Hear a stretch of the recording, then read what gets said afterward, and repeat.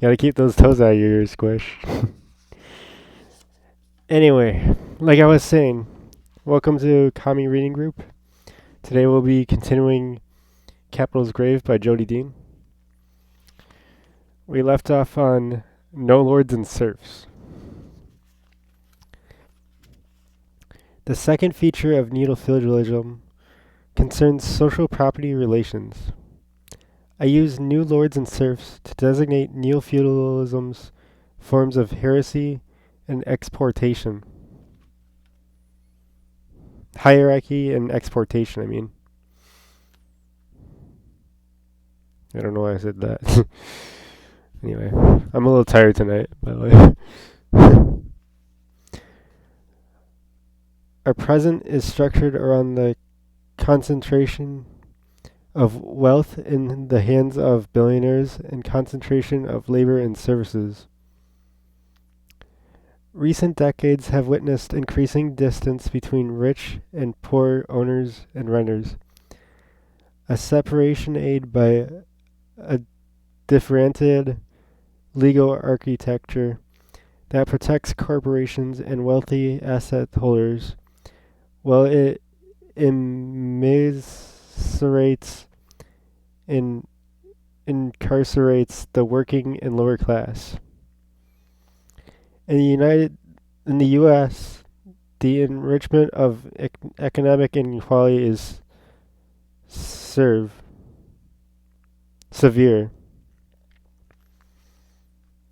The U.S. has less economic mobility than England, a country with a landed aristocracy.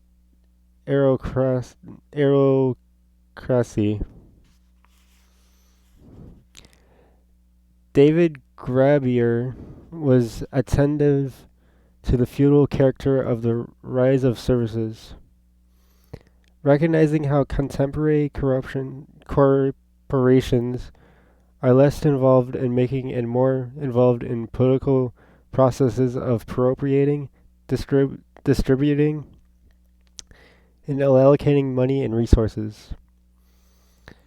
Graeber identified manorialism as a new form of feudalism. Crucial to this form is the proliferation of bullshit jobs. Endless degrees of hierarchy where power and prestige are determined by the numbers of underlinings and reportage.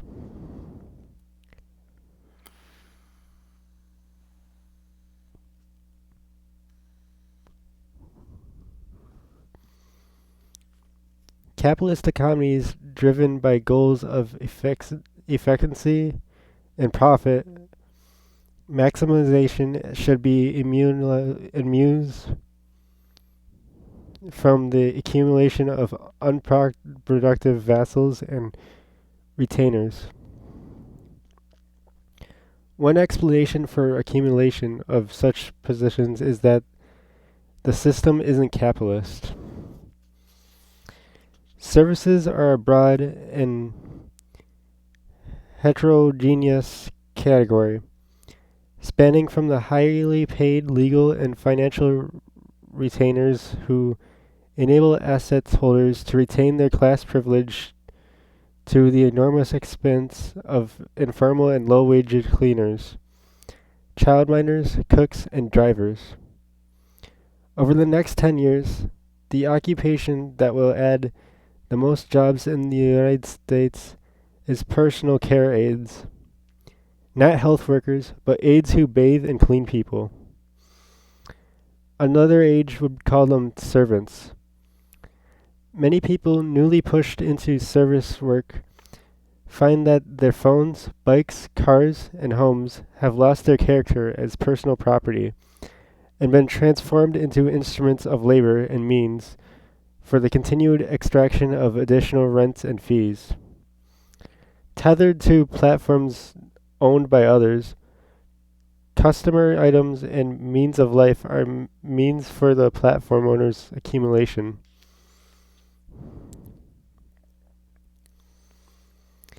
Not only do most of us constitute a propertyless underclass able to survive only by servicing the needs of higher earners. But we often find ourselves caught in a labor relations where we pay for the opportunity to work. Self-employed personal trainers illustrate the point. In their study of precarious work and fitness centers, Geraint Harvey and his co-authors outline a form of neo-villainy characterized by a bond to organization and its physical resources, payments of rent, income insecurity, and extensive unpaid work. SEPTs generally work out of the fitness centers to which they pay rents and on which they depend for access to clients and equipment. They take on various unpaid tasks, cleaning up, answering phones, maintaining an upbeat atmosphere for the benefit of the organization and assume the financial risks associated with the lack of guaranteed income. More broadly, some of us enjoy the fantasy that our services is creative,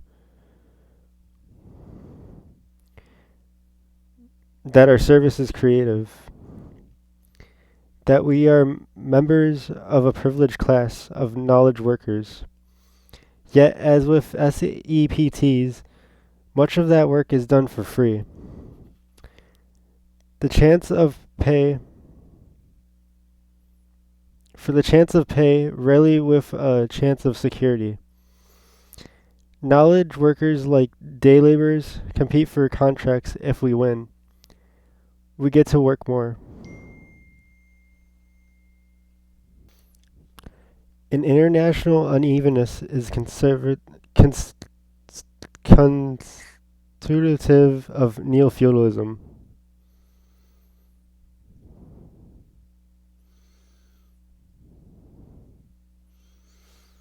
Oh, I didn't know you were from the Philippines, Swish. That's cool.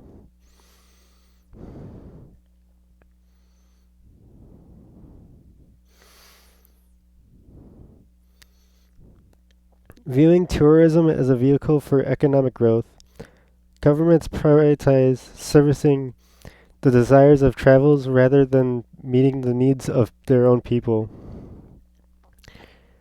Remaking populations of workers, whether craft, agricultural, or industrial, into servants of the privileged. The Philippines rely on income that domestic workers earn abroad. Nearly 9% of the country's GDP comes from Filipino women serving a privileged global elite. Interactions between governments and corporations also illustrate the international unevenness constitutive of feudalism.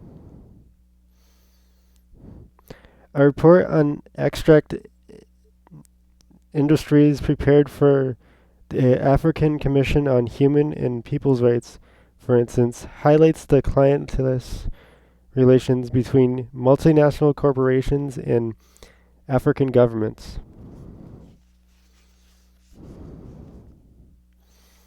It argues that the dependence of these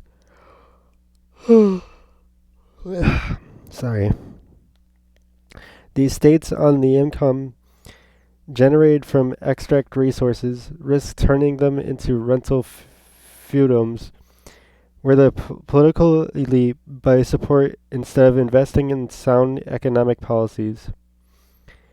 A final illustration of the international unevenness constitutive of neo-feudalism is de-development in the Arab world. Ali Qadri details how Arab states beholden to the U.S. capital and security are dependently tied to an imperialist world economy in which accumulation comes from violent social dislocation, value grab structure around oil, and commercial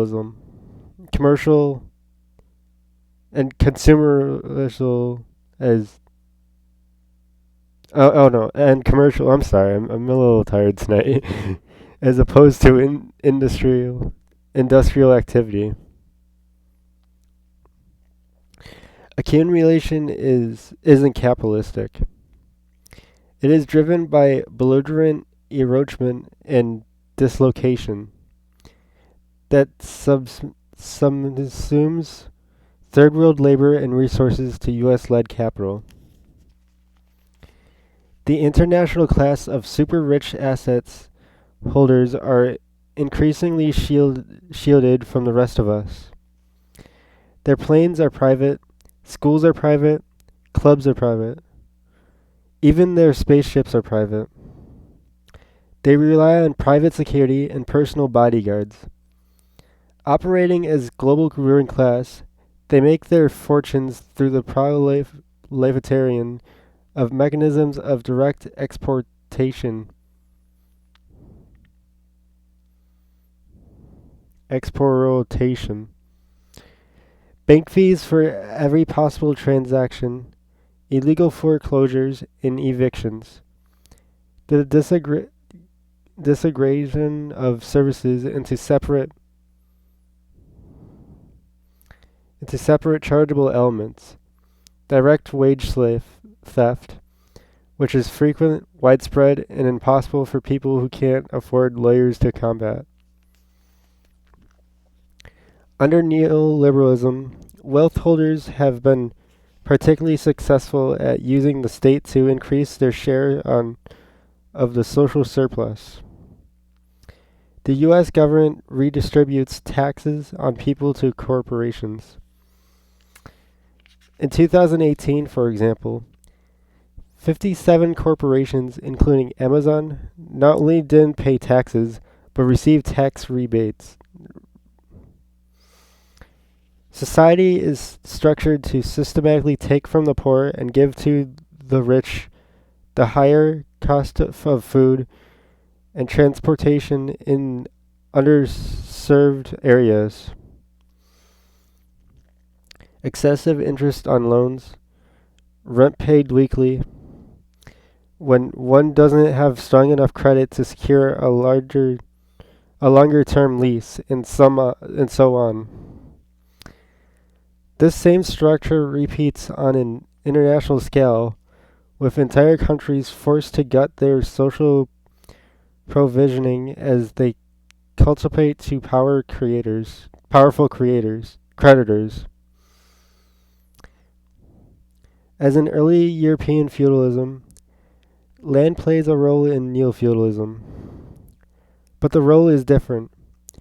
Now it's a way to hoard assets more than it is a means for driving agricultural production. Over the past 40 years, more than 2 million hectares of British public land, 10% of Britain's overall landmass, have been sold to private buyers. According to Brett Christophers, this sell-off has occurred at various levels, from local to national,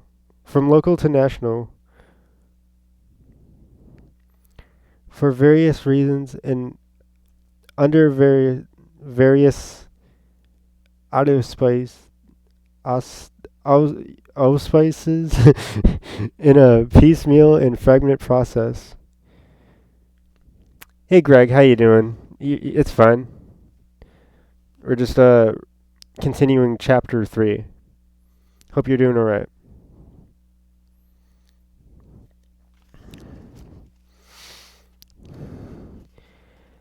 In the U.S., land is also increasingly privatized. 100 families own about 42 million acres, the equivalent of 65,000 square miles. Christopher rightly points out that Marx saw the enclosure of the commons as a crucial condition for capitalist development, insofar as this enclosure threw peasants off the land and forced them to sell their labor power in order to survive. The new round of privatization is different.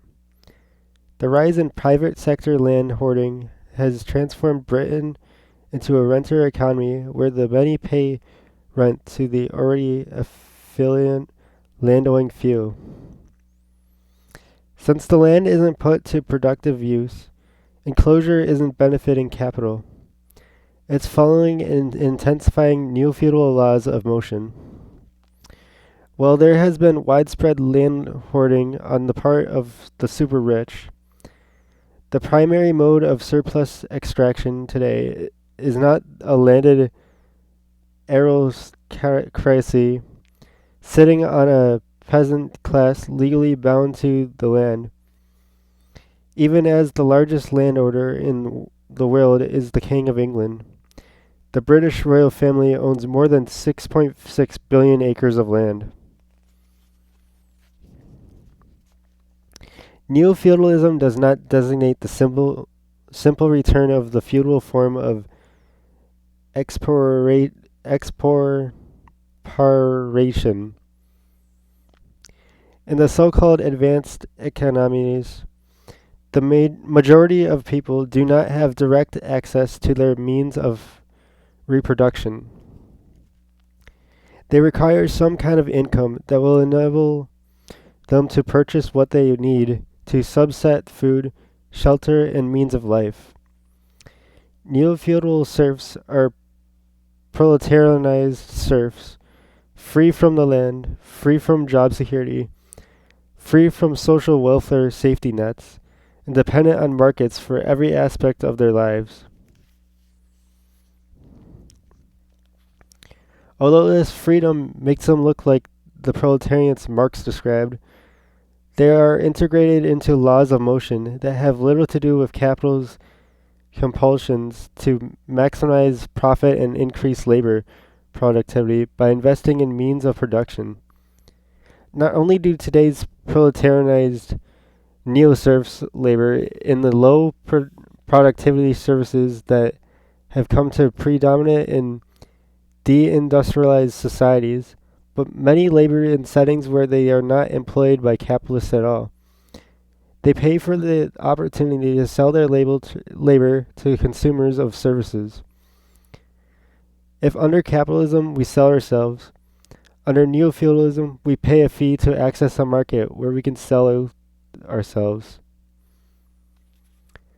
Network telecommunications have enabled the insertion of a new class of appropriators who accumulate by charging for access to markets. This is why platforms like Google, Facebook, Amazon, Apple's App Store, Uber, and Airbnb provide digital infrastructures that enable two or more groups to interact. To use Nick Cernouk's definition of a platform, platforms position themselves between buyers and sellers, seekers and suppliers, mediating interactions while collecting fees and data. Platforms monopoly power and enormous infrastructures produce ecosystems that shape economic life in ways impossible to escape. Even though technology companies employ a relatively small percentage of the workforce, their efforts are tremendous, essentially remaking entire industries around the acquisition, mining, and development of data.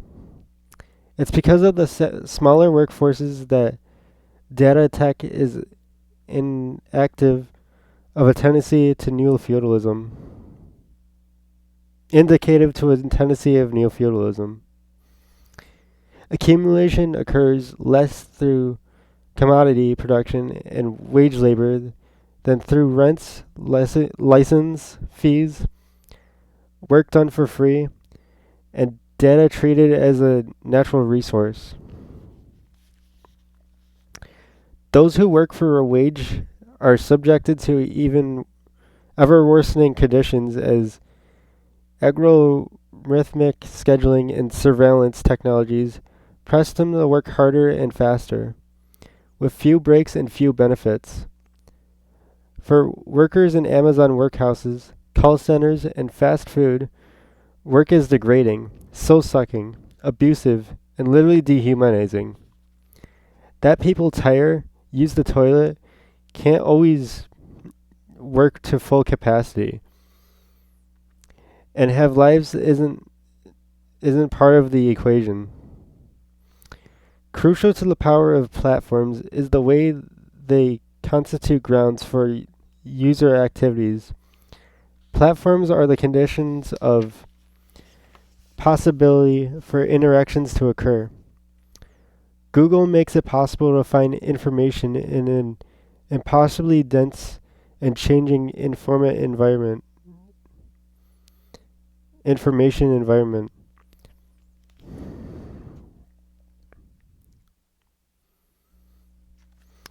Amazon lets us easily locate consumer goods, compare prices, and purchases these goods from established as well as unknown vendors. Uber enables strangers to share rides. Airbnb does the same for houses and apartments. One's car isn't for personal transport. It's for making money. One's apartment isn't a place to live. It's something to rent out. Personal property becomes an instrument for the capital and data accumulation of the lords of platforms. The more people use these platforms, the less we can avoid them. The platforms become more effective, more powerful, ultimately transforming the larger environment of which they are part of. They are a part. Airbnb comes into an area forcing up rents and property valuations. Now to afford rents or taxes, one has to Airbnb. Consider Amazon. Stacey Mitchell describes it as a toll road. It extracts enormous fees from the merchants wanting to sell goods in its marketplace. These include the fee to sell on the site, called a referral fee, and two optional fees, advertising and fulfillment. Because of Amazon's practice of prioritizing sponsored ads and search results, sellers feel compelled to buy additional advertising instead of relying on customer ratings to evaluate their position.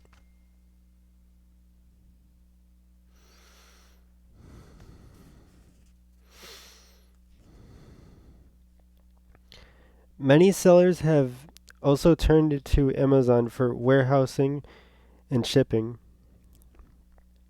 Fulfillment by Amazon. Again, this is not because the algorithm prioritizes FBA sellers in search results. Selling on other sites is barely an option. Not only does Amazon's domination of the online sales market render other sales outlet less valuable and harder to find, but sellers can't lower their prices on these other outlets. Amazon's competitive pricing rules demote the items in search results, eliminate the buy now button, and add an alert that tells customers that the item is priced higher on Amazon than on other sites. Disincentivizing sellers from using sites where they can charge less. Amazon is literally controlling across to the market. Amazon's aggressive fee structure enables additional predatory practices. Amazon loses billions with the fee shipping promised by its Prime subscription service. The popular service, though, is what lets Amazon maintain its dominance in online sales. Customers have strong incentives to shop on Amazon when they're paid from Prime. The enormous sums that sellers' fees generate more than make up for the Prime losses. In fact, the fees for advertising, warehousing, and shipping actually pay for Amazon's enormous logistics buildup. In effect, Amazon pushes the cost onto its sellers. They build the infrastructure that have no choice but to use. Amazon's fees and tolls combined with the rent-driven accumulation strategy of Amazon Web Services like Azure and GCP, which is Microsoft and Google. AWS is a cloud platform. Users are charged for processing called compute, networking, input and out, and storage. Instead of building up their own technological infrastructures, firms purchase computing services from larger tech companies. The big three tech companies control about 65% of the cloud market. If a seller competitor poses a risk, one of them buys it. Functioning like public utilities in that they provide essential services too expensive for most firms to supply for themselves. The structural dominance of these companies and the fact that they aren't public utilities enables them to act in predatory and unaccountable ways.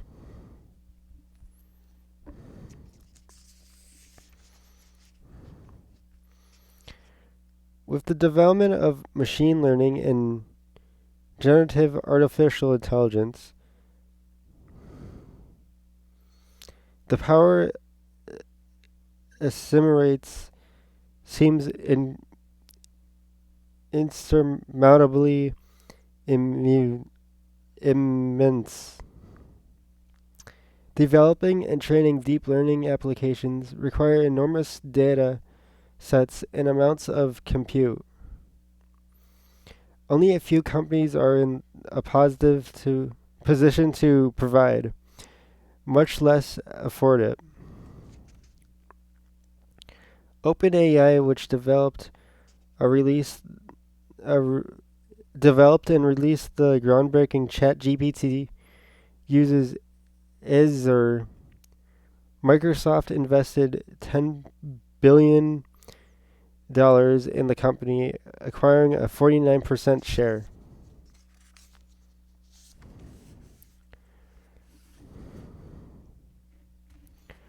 Lordship designates a social relation, the appropriation of surplus. Are we not in the same relation with big tech? The theme of peasants and lords of the internet that Jaron Lanier noted in 2010 has escalated to because widely accepted common sense as the tech giants have grown richer and more extractive, because their structural dominance enables them to exact increasingly unavoidable tolls, fees, and rents. Neither consumers nor businesses can afford them, and cities and states compete to attract them. The economic scale and impact of our tech overlords is greater than that of most so-called sovereign states. Like so many tributary demands, their tax breaks take money from communities. Their presence drives up rents and real estate prices, driving out affordable apartments, small businesses, and people. Soshana Zuboff's study of surveillance capitalism brings out a further neo-feudal element to tech lordship military services. Like powerful lords to needy kings, Facebook and Google cooperate cooperate with state governments, tracking perceived enemies, reporting their activities, and crippling their ability to communicate by removing their sites or blocking their access. Now we're going into hinterlandization. The third attribute of neo-feudalism concerns its spatiality. Elaine Mixon's Wood tells us that medieval European cities were essentially oligarchies, with dominant class enriched by commerciants and financial services for kings, emperors, and popes. Collectively, they dominated the surrounding countryside, extracting wealth from it in one way or another. Today we encounter a political and economic landscape where desolate hinterlands surround protected, often lively centers. Alec McGillis describes winner takes all cities, like San Francisco, Boston, New York, and Washington, D.C., surrounding by underpopulated towns blasted by the opioid scourged and bereft of any retail except the omnipresent chain dollar store.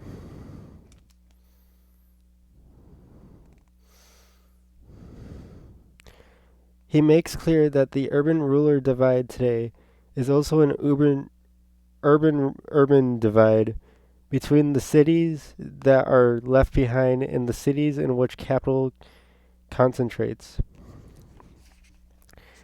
This division repeats within winter cities as gentrification makes some areas unaffordable and other ones barely habitable. Public space declines and private spaces become many for treases oriented towards protecting the rich and their assets. Services available to the rich depending on what they are willing to pay. Roland Atkinson points to the displays of prestige emblazoned throughout the secure residential landscape, viewing them as indicative of a lord of the manor syndrome. A city gets richer, more people become displaced, dispositioned, possessed, and houseless, and elites engage in new forms of castellation.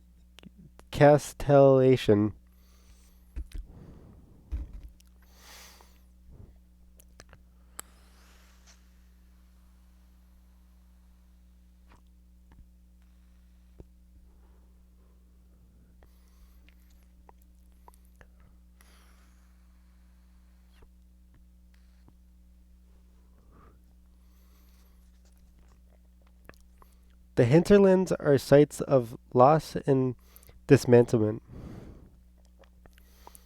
Places with fantasies of a flourishing capitalist past that for a while might have let some linger in the hope that their lives and their children's lives might actually get better.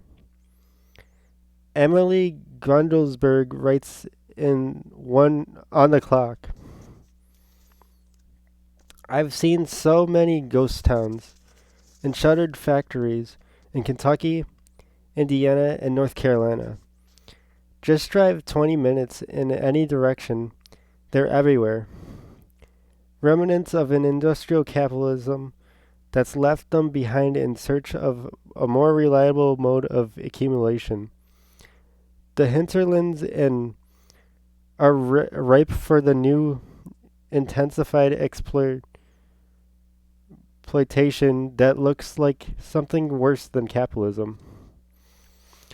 No longer making things, people persist through warehouses, call centers, dollar stores, and fast food. Most fulfillment centers are pretty remote. Gwendolysburg tells us in her account of working at Amazon for one of the temp agencies that provide warehouse workers during the holiday rush. Politically, the desperation of the hinterlands manifests in the political movement of those outside the cities, movements that are sometimes around environmental issues, fracking and pipeline struggles, sometimes around land, privatization and expropriation,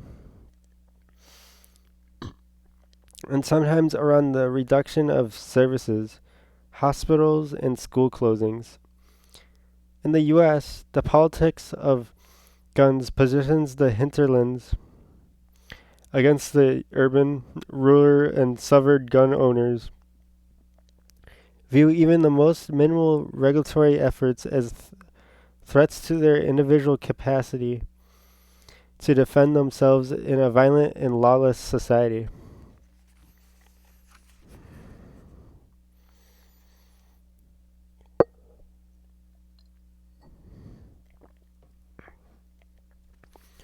We should read the increased prominence of social reproduction theory as a response to hinterlandization, that is, as a response to the loss of a general capacity to reproduce the basic conditions of livable life. This appears in rising suicide rates, increased anxiety and drug addiction, declining birth rates, lowering rates of life expectancy, and in the U.S., the psychotic societal self-destruction of mass shootings.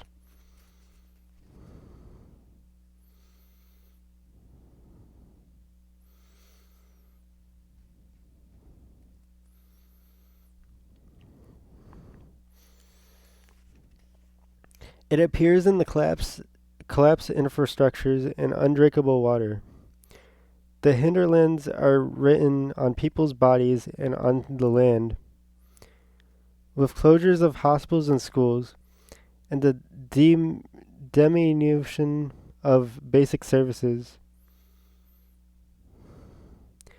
life becomes more desperate and uncertain. Strikes of teachers and nurses in the U.S. have made their primary demands not simply better salaries, staffing, and working conditions, although these matter, but improved conditions for students and parents and patients. The crisis of care links providers and recipients of care work, exposing the structural conditions of neo-feudalizing capitalism. Phil A. Neal's Hinterland observes patterns between China, Europe, Ukraine, and the United States. They are all places with desolate, abandoned wastelands, and the city on the brink of overland. Neal's account of stratification and struggle across the international piracy echoes arguments made by international relations scholars 30 years earlier. Already in 1998, Philip Cerny was written on the growing alienation between global innovation, communication, and resource nodes on the one hand and disfavored fragments hinterlands on the other. Carnegie warned of the resulting exhalation and lumpization as large geographical spaces are starved of infrastructure and support.